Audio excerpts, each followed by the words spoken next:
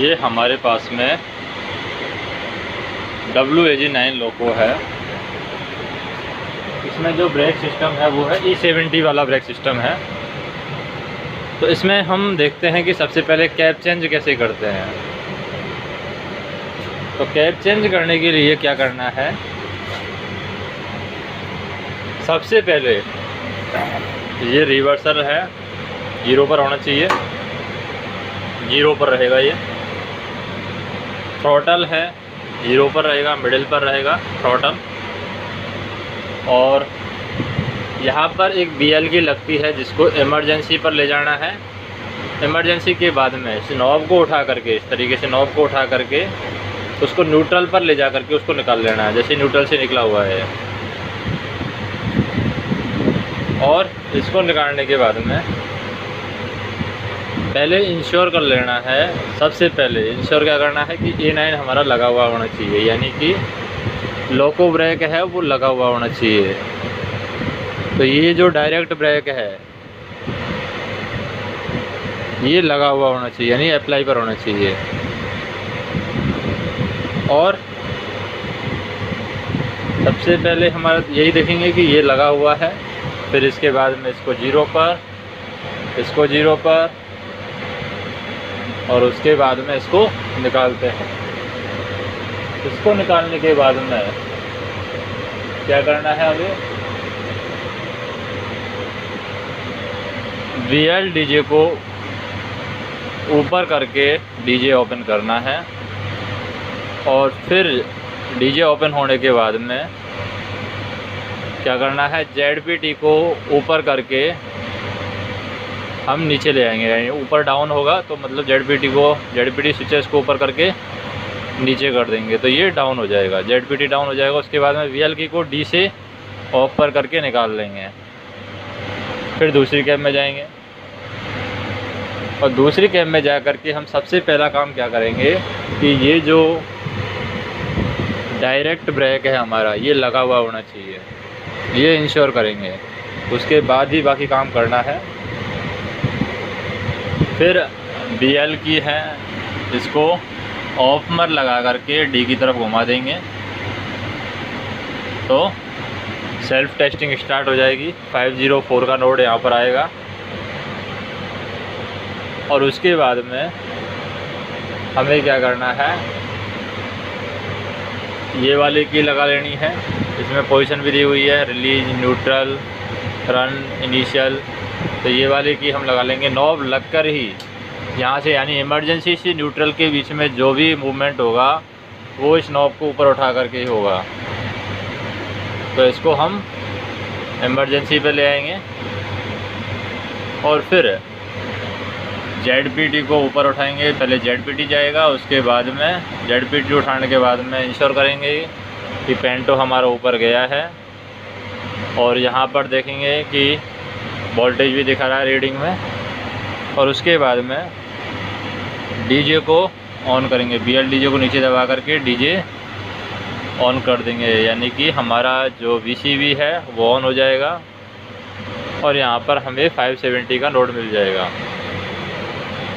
अब यहाँ पर भी हमें जैसे DDS है, ड्राइवर डिस्प्ले यूनिट, अब इस पर क्या क्या चीज़ चेक करनी होती है वो हम देख लेते हैं। इसमें सबसे पहले हमें होम पर जाना है। एनर्जी लेने के लिए हम देखते हैं कि एनर्जी कैसे लेते हैं। सबसे पहले हम जाते हैं होम पर।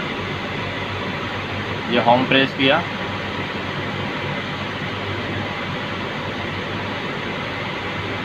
होम पर आएगा। यहाँ पर क्या प्रोसेस इन्फॉर्मेशन में जाएंगे, तो प्रोसेस इन्फॉर्मेशन में इससे जाएंगे हम।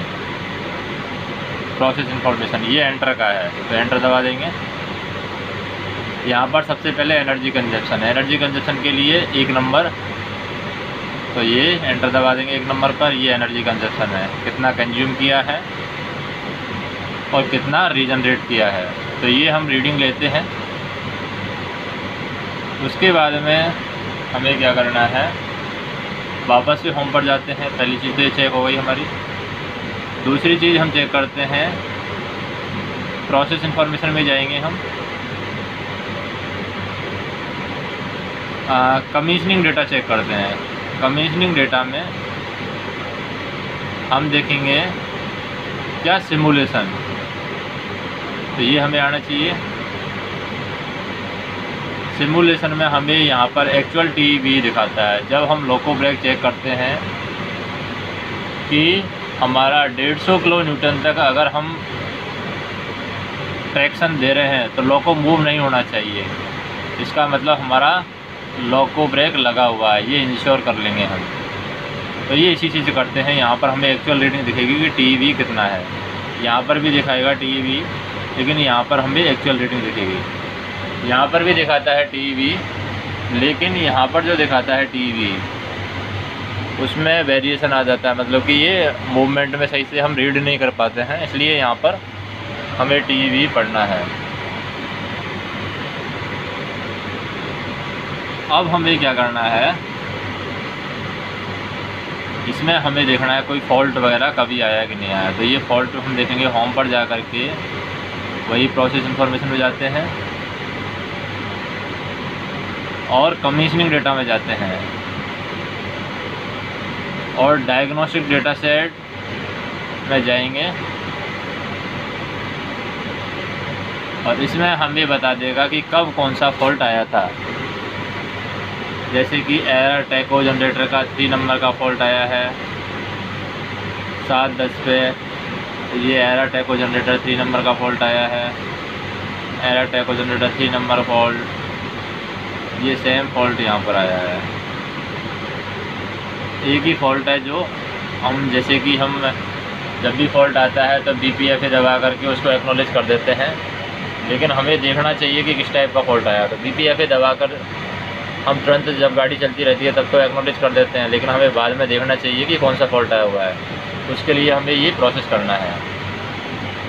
नेक्स्ट हम वापस होम पर जाते हैं। एक हमें ट्रैक्शन मोटर का वोल्टेज भी देखना होता है, टेम्परेचर भी देखना होता है। तो प्रोसेस इन्फॉर्मेशन जाएंगे और ये मोटर टेम्परेचर सॉफ्टवेयर, इसमें मोटर टेम्परेचर हम देखेंगे, ट्रैक्शन मोटर का टेम्परेचर। तो ये ट्रैक्शन मोटर का टेम्परेचर सबका 35 से ऊपर है। अगर किसी मोटर का टेम्परेचर, कोई भी ट्रैक्शन मोटर का टेम्परेचर अगर 20 डिग्री सेल्सियस के आसपास है, इसका मतलब हम ये मान लेंगे कि वो ट्रैक्शन मोटर है, वो क्या है, हमारी आइसोलेट है, क्योंकि उसका टेम्परेचर ही नहीं बढ़ रहा है। तो वो हम देख लेंगे। और होम पर हमें ये भी देख लेना है कि अगर यहाँ पर किसी भी सिस्टम में फॉल्ट होगा तो बता देगा। S01 से लेकर के 19 सब सिस्टम दे रखे हैं, किसी में भी फॉल्ट होगा तो बता देगा। यहाँ पर ये कैब नंबर 2 में काम कर रहे हैं, 2 ग्रीन है, तो ये पेंटो अप है, ये BCV क्लोज है और ये बैटरी वोल्टेज बता रहा है 111.2। ब्रेक सिलेंडर अप्लाइड है, BC अप्लाइड है, MR 6.4 से ऊपर है। ब्रेक पाइप का प्रेशर 3.5 kg/cm² है। तो ये सारी चीज़ें यहाँ पर बता रहा है।